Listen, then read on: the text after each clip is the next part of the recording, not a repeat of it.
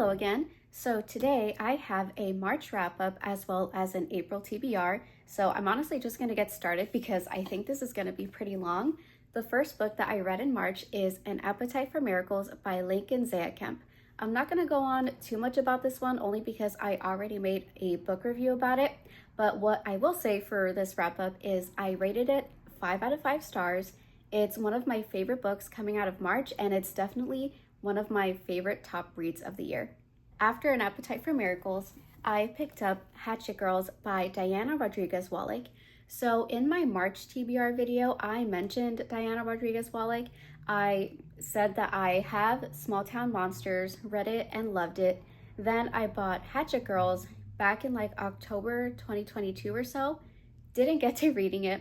And then I got an e-arc of The Silenced by her, which came out in 2025, I believe, so last year. I read The Silenced and I absolutely loved it. So I was like, okay, I definitely love the work by Diana Rodriguez Wallach. So I had no doubt that I was going to love Hatchet Girls. I have it up here on my favorite shelf because I was convinced I was gonna love it, and I didn't actually end up loving it. I only kind of enjoyed it, to be honest. It's kind of disappointing because, again, I didn't love it as much as I was expecting to, and I didn't love it as much as Small Town Monsters and The Silenced. So there were strong things about this book, like I absolutely loved the story and the history of Lizzie Borden. Diana Rodriguez Wallach does a really great job of like describing like the different cities and the forests and just the different settings that all of the characters are in. And she also does a really great job at writing about injustice, because that was one of my most visceral reactions when reading this book. I was just getting so worked up about the injustice towards Vic Gomez in this book, because he gets blamed for murdering two parents, or two very prominent figures in the new city that they're in. So she does a really great job with that, and I found those to be really strong aspects about the book. However, there were a couple of things missing that I kind of feel were the main reasons as to why I didn't enjoy this book. So I'm not going to say the characters because I don't want to spoil anything, but to kind of just paint a picture of why I didn't like this book is characters A and B meet in the beginning of the book. And then a little bit after that interaction, A is like saying, oh, I should text B about this thing so we can talk about it. And then the book progresses and we're getting towards the end, and we're basically at the end. A and B have another interaction, but it reads like we're supposed to kind of get the idea that they met somewhere in the middle of this book. So when they're at this ending, they already have a little bit more of an established relationship. But because we didn't see that middle interaction that they had, I feel like I was like missing out on something. I feel like I didn't understand the full extent of their relationship. So that part felt kind of missing to me. And then with two other characters, C and D, all throughout the story, we get little like tidbits about the relationship between C and D. And it ties into like the injustice and the supernatural paranormal happenings that are going on. But it wasn't until like the very end where something very important about the nature of the relationship between C and D gets dropped. And I feel like the pacing of that wasn't really my favorite, to be honest. I didn't like that it was just dumped all at the very end when we're already finishing the story, when I feel like it could have played a little bit better if it was dropped in the middle or something. I'm not really sure. I just feel like the way it was paced, I just couldn't I don't know. I just didn't feel attached to it. Okay, this is gonna look weird because I'm adding this part in after the fact, but another reason why I didn't really enjoy Hatchet Girls as much as I thought was because of two characters. So these two characters, I don't want to say too much about them because I don't want it to like be obvious who they are if you pick up this book. But one character, I found them to be kind of a hypocrite, like a huge hypocrite, and it just bothers me so much, their reasoning for certain things. So that's one of them. And the other character I did feel bad for, but then I didn't, because they were hurting someone else while trying to help themselves and another person. And the person that they were hurting was at a huge disadvantage for multiple reasons. So I had a hard time with this character. Well, both of those characters, really. I didn't know if like it was because I didn't like them, that they were really good characters because you're not supposed to like them. I don't know, but I had such a hard time reading this book also because of these two characters.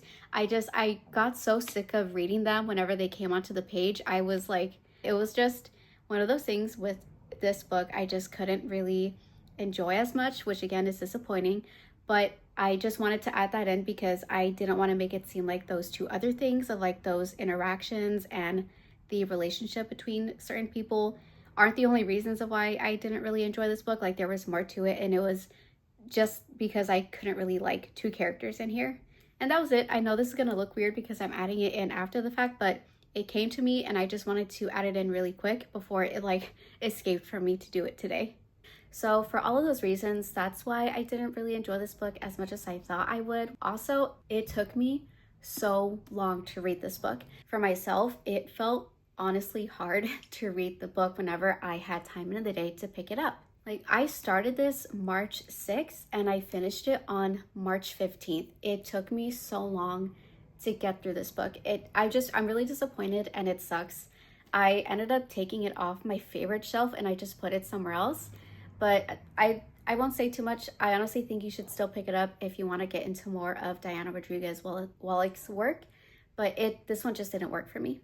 After Hatchet Girls, I read Krampus, Shadow of St. Nicholas, I believe, by Michael Dougherty. And I thought that one was going to be a fun read because I checked. I didn't start checking out that book in October 2025. I started trying to check it out from Libby August 2025. So it took me even longer than what I thought to even just get to this freaking book. But I wanted to read it because I love the story and the history and the legend of Krampus. I love the movie Krampus because Adam Scott and Toni Collette, they're my absolute favorites. But when I read Krampus, Shadow of St. Nicholas, I also didn't enjoy it as much as I thought I would. I think this is the word for it, like the different art panels in the graphic novel.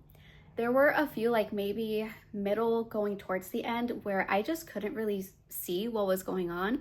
And I read this on my phone so that way I can actually see like the colors in the picture, because I feel like I wouldn't have gotten the same effect if I was reading this in black and white on my Kindle. So I read it on my phone, or I was looking at it on my phone, and some of the panels just felt like muddy to me. I couldn't really understand what I was looking at, and I had to like keep going back and forth, trying to decipher what was going on in some panels to see where the story was going and see what was trying to be portrayed in that like panel.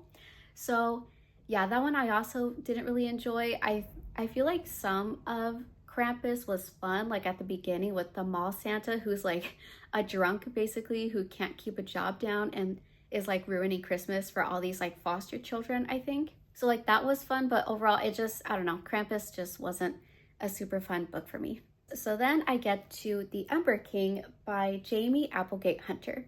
I started reading this and then just DNFing this book at about like 108 pages. So I don't think this is a young adult novel because all of the I believe the main character, she's supposed to be in like her early 20s. But I don't know, some of the writing honestly did feel like I was reading a young adult novel. Some of the like sex that's mentioned in here, the way it's described, the way that they talk about it, it felt so silly to me. Like I would read it and I would be like, okay, all right, whatever. Like you didn't need to phrase it like that. So I would just keep turning the page. And I found myself trying to enjoy the book rather than actually just enjoying the book. Actually, I made it a little bit past 108 pages. I made it to like 112. I mean, that's not really as much after 108, but it's a little bit more than 108. And I kind of feel like reading where I stopped reading this book. I don't know if I'll get like in trouble for saying some of these words, but I'll try and like water it down. But when I read these next few sentences of the book, I closed it and I was like, I am not dealing with this. So it starts from, nothing brought down a man's defenses like sex. Rory was lost in her own thoughts as she wound through the palace garden for an hour. If she was going to do this, she would do it right. Seduction was nothing new to her. When she wanted a good F, she found one. The first thing she needed to do was use her credits for new clothes. She would buy comfortable items, including jeans that showcased what little butt she had and whatever else she could find to make the king drool like the dog he was. So when I got to that, I was like, this is incredibly silly. I am not taking this seriously, so I just ended up DNFing this. I'm not sure if I want to read it like later in the year or something, because I think the premise of it generally sounds really cool and I was kind of into it aside from like the cringe parts. But yeah, when I read that, I was like, I don't think I'm really enjoying this. So this was a DNF. And at this point in March, I was feeling kind of bummed because I didn't enjoy Hatchet Girls. Krampus was fine, I guess. And then I got to the Umber King and I ended up DNFing it. So then I was like, okay, I think I took like a few days of a break. I'm not sure like how many, maybe like 2, 3, 4, 5. I don't know. I don't know if I really counted the last few days that I read the Umber King. So I was feeling kind of down about my reading for the month. So I just took a few days break and then I ended up picking this next book, Birds of California by Katie Cotugno, I think is how you pronounce the name. And I really enjoyed this book. I started it on like Sunday, March 22nd, and I finished it Monday, March 23rd. I absolutely enjoyed this book. And I also posted a review of this over on my Bookstagram, so I also won't really go on much about this one. I rated it like, well, the thing is, it's hard for me to rate this book because I found it to be such a comfort read. I enjoyed a lot of things about it. And there were a few things where I was like, okay, this gets mentioned and then we never see it again. Oh, okay, that's fine with me because I'm still enjoying it. So like, there's things like that where a few things were like missing. It's like plot points that get brought up and are made to be such a huge deal. And then we just move on. But to me, that's kind of okay because I found this to be such a comfort read. I end up still like going back to read a few passages. And when I was writing my book review, I even got it from Libby. So that way I can just quickly find where the place would be. So that way I can either just read it from Libby or find it in the book. And I don't know, just something about this is really fun. I really enjoyed it.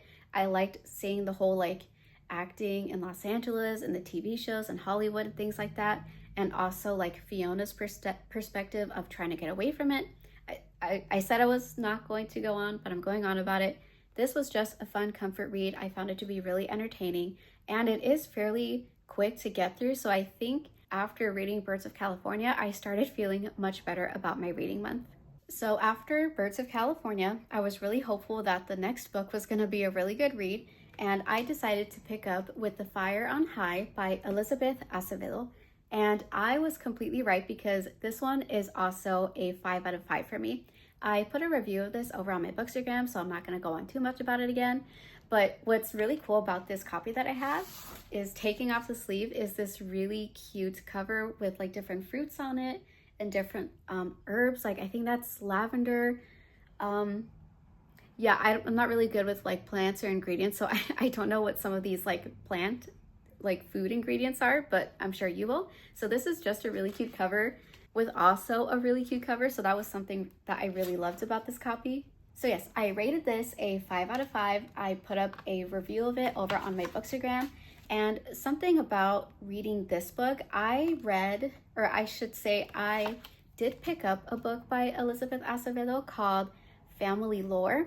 This was a few years ago. I picked up Family Lore and I ended up DNFing it. So when I saw this one, I thought it sounded really interesting, but also keeping in mind that I DNF. So I was just trying to keep an open mind of trying her again. And I'm really glad that I did because this just like knocked it out of the park. I was really captivated by the book. I just kept turning the page like over and over again. And I think I ended up reading this book the first day, like for an hour, and I got to 100 pages.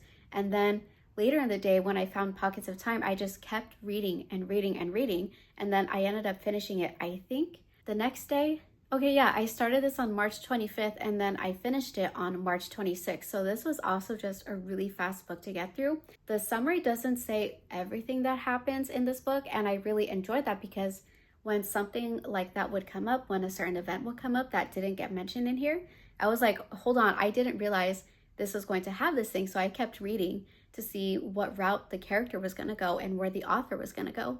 So yeah, this was just such a great book out of March, and it's also one of my favorite books of the month. So I would say An Appetite for Miracles, Birds of California, and With the Fire on High were some of my very favorite books for March, and honestly, they're also probably going to be some of my top reads of the year.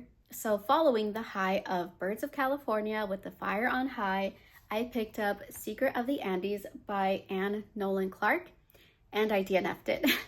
I thought this was going to be such a short book to get through, and I thought it sounded really cute, but oh my gosh, I started reading it and I felt like it was just so hard to keep going, and I feel really bad saying that about books in general. I don't ever want to feel that way about a book, and I don't ever want to say that about a book, but I would try to read a chapter and I couldn't stick with the story. The characters couldn't stick with me, and I tried for maybe 3 days. I thought maybe I just wasn't in the mood sometimes, so I would only read like 1 or 2 chapters at a time. But then I hit a point where I was like, I just cannot get through this book. I don't want to push myself. I don't want to like hate reading. So I ended up DNFing this. So after the high of Birds of California with the Fire on High, I ended March with a DNF, but that is okay. I stopped reading this on Sunday, March 29th, which was 2 days ago because today is Tuesday. And I just haven't picked up anything. I feel like I just need a break from reading or something, because this was it was really hard to get through. I feel bad, but I mean, obviously from the month, they all can't be winners, and that's okay. So that was everything that I read in March. It was definitely a roller coaster of a month, and I have some favorites. I have some not really favorites, and then I have a few DNFs, but that's fine. So moving on to my April TBR, I have a couple of books that I know I for sure want to read, and there's a few books where I feel like reading this month, but also feel like I'm adding on too many books for the month, and I don't want to like overwhelm myself. So I have some books where I'm like, if I get to them, that would be cool. If not, I can get to them in May. So the first book, or at least one of the books that I want to read for April, is Scythe and Sparrow by Bryn Weaver. I wanted to read this in March, but then when I got to thinking about it, and I think it was after like Hatchet Girls, Krampus, and the Ember King, I don't know, I feel like I didn't want to like have those like negative feelings follow into Scythe and Sparrow. Like I wasn't sure if I wanted to pick this up yet, so I took that break and I ended up picking up with the Fire on High. So just to get back to this, I didn't read this at the time that I had originally planned, so I'm just going to move it to April. So this would be the last book in the Ruinous Love trilogy by Bryn Weaver, and I'm really excited to get to it, and I think this would be a really good book to start off April with. So this next book that I want to pick up in April, it would be so different for me because it's a mix of fiction, nonfiction, and I think graphic novels throughout the book, and that is Black Punk Now, edited by James Spooner and Chris L. Terry. So I really love reading about the punk scene. I read about it in like the Chicane community in Los Angeles a couple of years ago for a class that I had to take, and I thought it was so cool because it talked about the music, the clothing style, the hairstyle, like the attitudes they put up, the community that they have with each other. Like I thought all of that was really cool. So when I saw this over at the City Lights bookstore, I think it's called, the name is escaping me, up in San Francisco, I wanted to read it because I think it would be so cool, because it says in the back that this is a collection of original nonfiction, fiction, and comics about the Black punk experience as told by people who are living it. And what I think is really cool is that James Spooner, he is a graphic novelist, filmmaker, and tattoo artist, best known for directing a documentary called Afropunk and co-creating the Afropunk Festival. He also has a graphic memoir called The High Desert about being Black in a small town in California and finding salvation in punk. So I think this sounds so cool. I really like the different music scenes like that. I like the different communities like that. So I think this is going to be a really fun read. And considering this is a collection of different stories, again, of fiction, nonfiction, and comics, I think how I want to read this book is maybe reading 1 to 2, maybe 3 stories all throughout April. It's whenever I pick up like an anthology or a short story book, I like to read 1 to 2 stories a day. So I think that's kind of how I'm going to do this book, because I feel like reading it all at once, I just really want to take the time to journal my thoughts about each story and to really sit with it and reflect on it. So I think that's going to be the best way for me to really immerse myself in this book all throughout April. And I think I counted, there's a little bit over, I think 32 or 36 stories in here. I can't remember the number. I know it's over 30, so that's why I thought reading 2, maybe 3 stories would definitely make it all the way until April, and so that way I can read a little bit each day. So this one is going to be so cool to get to, and I'm really excited, especially because it's nonfiction. I don't pick up a lot of nonfiction. It's something I'm trying to change, but it's hard because I just don't pick up a lot of nonfiction. And right now, the only nonfiction that I do read is because I have to read it for school, and that's not always fun for me. So picking up a nonfiction in my leisure time should be really challenging, but in a good way for me. Another book that I have is The Dead Take the A Train by Cassandra Khaw and Richard Kadrey. So I'm going to be reading this one with a group over on Discord. It's like my Bookstagram friends. This was the next book pick for the next quarter of the year. And if I don't get to it in April, I'm pretty sure that's going to be okay, because I think we have until like June, I want to say, to start discussing this. But I'm really excited that they picked this because I also bought this in San Francisco last year. And I love the cover. I always thought it looked so cool whenever I saw someone post about it over on Bookstagram. I just really like the details and the color. And I like that the Statue of Liberty is split in half by this monster or this demon. I don't know. It's going to be in the book, so I'm pretty sure this creature is going to come up at some point. But I'm really excited to read it with people. It'll especially be really fun to talk and discuss it. An ebook that I want to read this month, I'm pretty sure it's called The Lie She Wears by El Mar. It came out back in like November 2025, and I got the ARC over on NetGalley, but I haven't read it yet. I keep meaning to. I don't know why. It just keeps getting pushed off. I really like El Mar's work. I read The Family Bones by her. I have The Lies We Bury over on my shelf right here. So I generally do like her work. So this one sounds really fun. That's going to be like the ebook that I read for this month, because I'm trying to read everything, or at least like a book off of each bookcase that I have and one ebook. So that's going to be the one ebook that I read this month.